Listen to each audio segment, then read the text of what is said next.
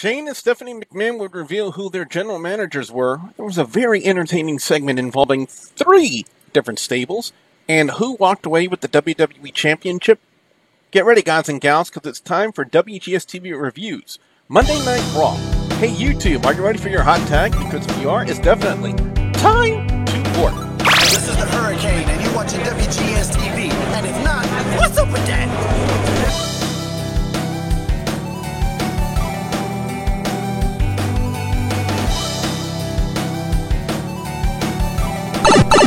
Greetings, YouTube! You have worked your way back into another episode of WGS TV right here on YouTube.com/WrestleGamer. I am your friendly neighborhood WrestleGamer. Monday Night Raw this week would be centered around 2 things: the upcoming WWE Draft and Battleground coming up this Sunday. Some questions were answered, like who are the general managers going to be? And one could argue this selection for Monday Night Raw came as quite the surprise to your friendly neighborhood WrestleGamer, and the finish to the WWE Championship match was quite unique. Let's talk about Raw.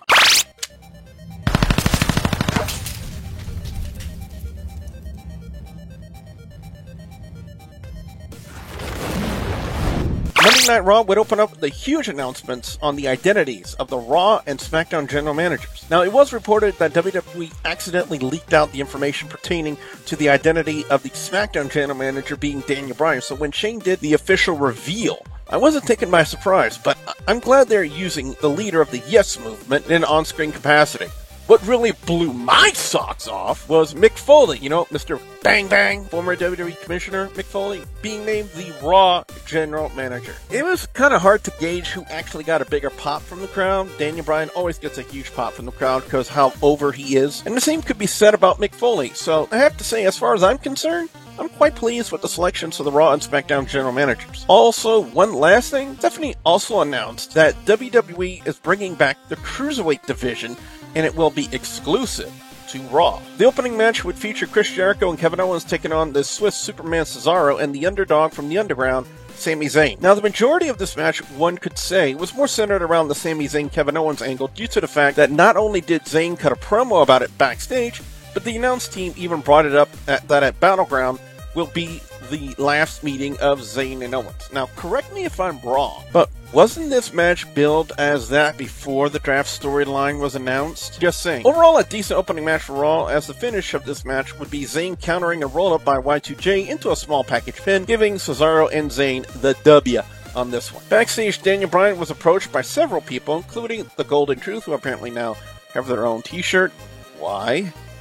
Then it was Titus O'Neil and Jack Swagger, and ended with Stephanie McMahon, where they exchanged their usual quips about each other before the segment ended. Second match of the night would feature Darren Young taking on Alberto Del Rio with The Miz on commentary, which presented 2 possible scenarios to me at the time. They would either have The Miz screw over Darren Young and cost him the match, or they would have Young outsmart Miz and pick up the win. And for those of you who saw it, it was the latter that happened. Young will push Del Rio into Miz, who was on the ring apron, and rolled him up with a bridge to pick up the win. Something I've seen Bob Backlund do in the early 90s in the World Wrestling Federation. This was during his face run before coming back as the wacky, virtually insane character we see him today. Now, before the big 12-man tag team match could happen, we would get a series of promos from 9 of the 12 people involved in the tag team match. John Cena would come out first to basically intro Enzo Amore and Big Cass, who had some funny things to say about the club. The club would then come out to respond to them, and basically what this was, it was a promo for their upcoming match at Battleground. Until the New Day came out to basically try to help John Cena understand the "how you doing" catchphrase, and Xavier Woods being the level 21 Pokemon Go master with Team Valor that he is. By the way, if I know you personally and you're playing Pokemon Go, I'm going to kick you in the nuts. And by the way, if anyone asks me to play the game, they will be punished in the face. Would start naming Pokemon on Raw, which followed up with them saying, "How you doing?" Only Xavier Woods, in my opinion, can get away with actually talking about Pokemon and Pokemon Go live on Monday Night Raw. I never thought I would actually be referencing Pokemon on a Monday Night Raw commentary! For the actual 12-man tag team match, it was very good. A couple of things I quickly want to mention about this match. First off, you can tell how green Braun Strowman was when he slipped catching Kofi Kingston for the power slam spot in the match. And secondly, I don't know who throws an uglier drop kick, John Cena or Eric Rowan. Now, my thoughts on the finish, I like the idea of presenting the miscue in the form of Enzo accidentally taking out Cena, which led to Styles hitting the Styles Clash on Enzo for the win. The miscue presents a blow of sorts to the tag team dynamic of Cena, Enzo, and Big Cass, giving the set stable of the club a unique advantage in a way due to them being on the same page. Now, whether or not WWE will jump all over this in the build for their match at Battleground remains to be seen. WWE would present an earlier in the evening promo involving Seth Rollins where he cut a promo on both Dean Ambrose and Roman Reigns. He would restate everything he's already said before about his recovery and what Dean Ambrose did at Money in the Bank, and that he would take back his title from Ambrose in the main event. Backstage, Mick Foley was receiving dance lessons from Breezango for some odd reason until Shane McMahon appeared in frame to question why Foley was willing to work with Stephanie, to which Foley would respond talking about Stephanie's passion about WWE, something to that extent. They would end the segment with Shane stealing Foley's classic line of "Have a nice day." There was really only one thing to take away from the Baron Corbin-Sin Cara squash match, which lasted less than 5 minutes, and that was the announcement of the split up of the Lucha Dragons. They could basically focus on their singles careers. Why? I don't know. I always thought they were better together, but I'm not WWE creative. I'm just a fat guy who voices his opinions on YouTube. At one time, women's wrestling on the main roster was finally becoming interesting.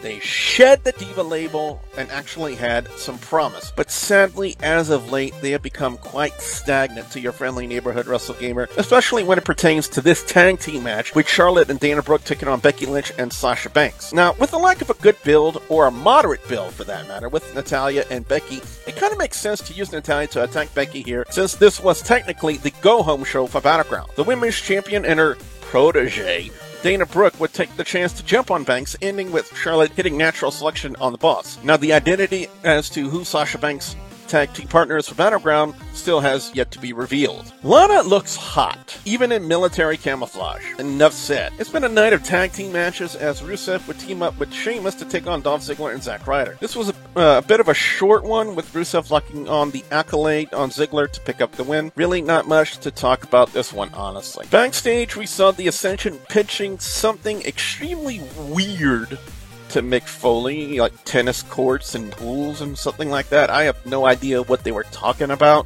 Maybe it's their own version of the wasteland. Until Daniel Bryan would appear in frame to speak to Mick Foley about having so many things in common with each other, and which in a way kind of ignited the new rivalry with them being general managers on opposing shows. I believe this and the upcoming draft is the change WWE has been needing to make their product interesting again. Main event time! The WWE Championship on the line. Anyone else notice that they've gone back to calling the WWE Championship again and not the WWE World Heavyweight Championship? Dean Ambrose defending the title against Seth Rollins. Whenever you get these two guys together, they have such great chemistry in the ring together. They always put on a fantastic match. Well, except maybe for their title match last year at Elimination Chamber. Hey, my commentary, my opinions, deal with it. This match had it all, in my opinion. It had the energy, it had the excitement, the sitting on the edge of your seat moments, the drama, the near falls, all things needed in a fantastic championship match. Now to address the controversial finish. This was something I've seen several times over the years.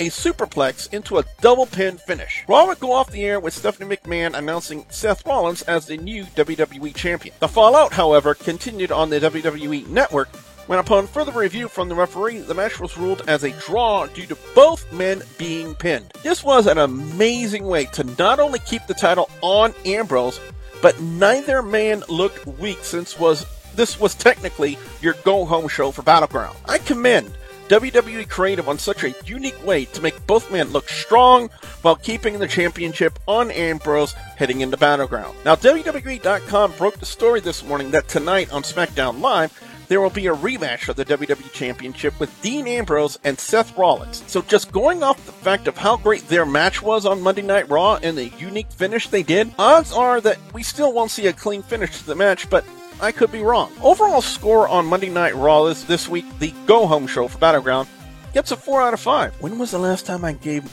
a Monday Night Raw a 4 out of 5? Best match of the night definitely goes to the main event, with weirdest segment of the night going to Breezango. Trying to teach Mick Foley to dance. I don't think I'll ever get that image out of my head. Gulf Coast Wrestling presents the Back to School Bash Friday, August 12th at the City Park Rec Center in New Iberia, Louisiana, and Saturday, August 13th at the Amelia Recreational Center in Amelia, Louisiana. Scheduled to appear, the GCW Heavyweight Champion Gil Gracie, Christian Blake, Kid Chronic, Andrew Anderson, Stone Man, the GCW Tag Team Champions Mustang and Psycho Mike, the Cali Heat. They've told me to call them the Cali Heat from For ticket information on the Friday show in New Iberia, call 337-392-1569. And for ticket information on the Saturday show in Amelia, call 985-631-2032. Also coming up on August 12th, Gulf Coast Wrestling presents the Mayor's Cup in memory of Mayor Tony Collada at the Copac Gym in Plaquemine, Louisiana, featuring special guest ECW legend The Sandman. For ticket information, call 225-329-5816. So what I want to know from you guys out there, the viewers and subscribers, your thoughts on Monday Night Raw this week. What are your overall scores? What are your picks for best and worst match or segment of Monday Night Raw this week? I definitely want to hear what you guys out there have to say. Be sure you put your comments in the comment section below. Don't forget to like, favorite, and subscribe. WGS TV is on social media on Facebook, Twitter, Instagram. You guys can ask me questions. Links will be provided in the description box below. And as always, guys and gals, I'll have a couple videos in the annotations at the end of this video for you guys to check out as well. So with that being said, I'm your friendly neighborhood wrestling gamer, and I will see you at the next Warp Zone. Bye, guys! Freeze! And you get obliterated. I like that. You can freeze them in time and then get... I'm Roman Reigns! I'm being pushed right in your face, and if you don't like it, I'm the guy. You can't do nothing about it.